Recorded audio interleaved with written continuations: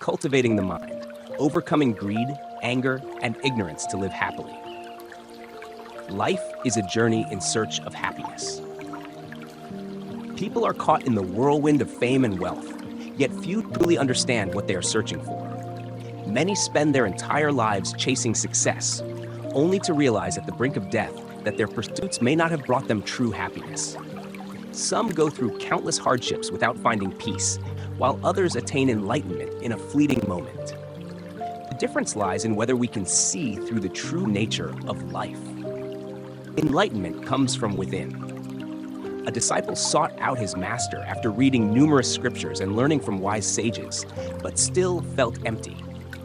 The master held up an oil lamp and asked, "If you have a lamp but do not light it, who will do it for you?" The disciple was startled, realizing that the light of enlightenment is always within.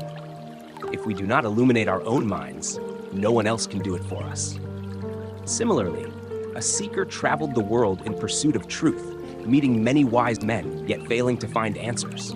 When he asked a sage about enlightenment, the sage simply inquired, "During your journey, have you ever paused to listen to yourself?"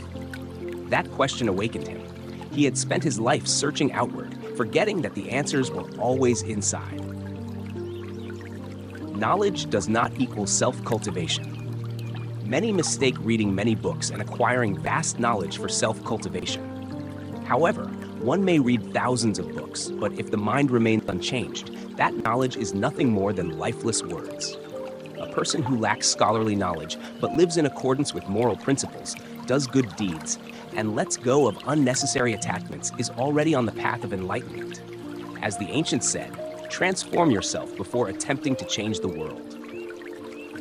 Self-cultivation is an ongoing journey with no final destination. Like water eroding stone, only perseverance can gradually remove bad habits. Enlightenment means letting go of worldly attachments. An enlightened person is not one who abandons the world, but one who lives within it without being bound by it. When asked how to attain enlightenment, Buddha pointed to a falling leaf and said, "To see the leaf fall without being disturbed, that is enlightenment." When we no longer chase illusions, cease running after endless ambitions, and remain undisturbed by external circumstances, that is the state of awakening. The three poisons: greed, anger, and ignorance. Buddhism describes greed, anger, and ignorance as the three poisons that trap people in suffering.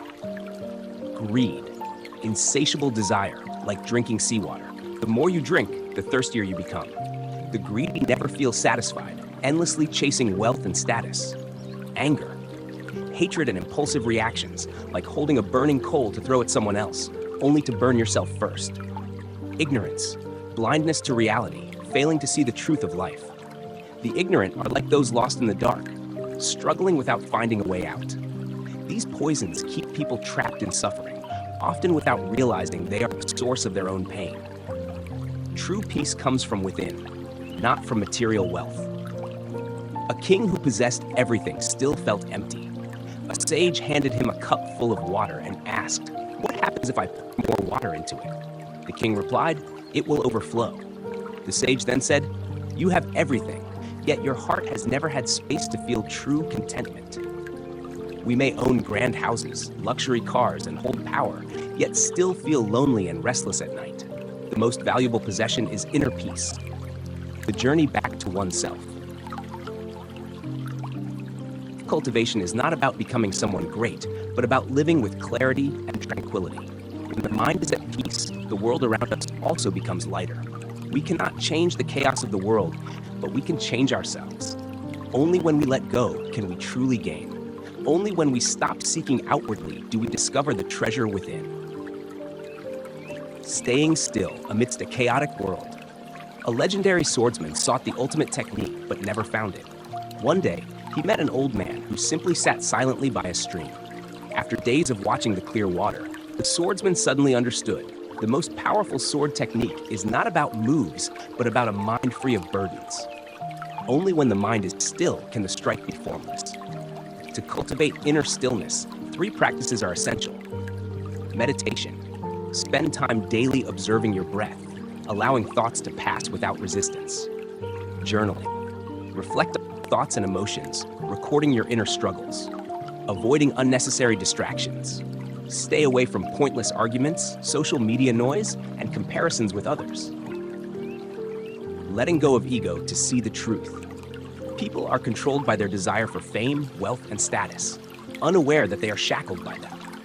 Like a fish living in water without knowing what water is, only when taken out does it realize its existence. But by then, it is too late.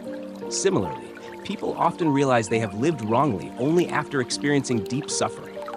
To escape this illusion, we must first accept ourselves, dare to face our inner selves, and let go of unnecessary attachments. Cultivating the mind is not about escaping the world, but about living in it with wisdom and serenity.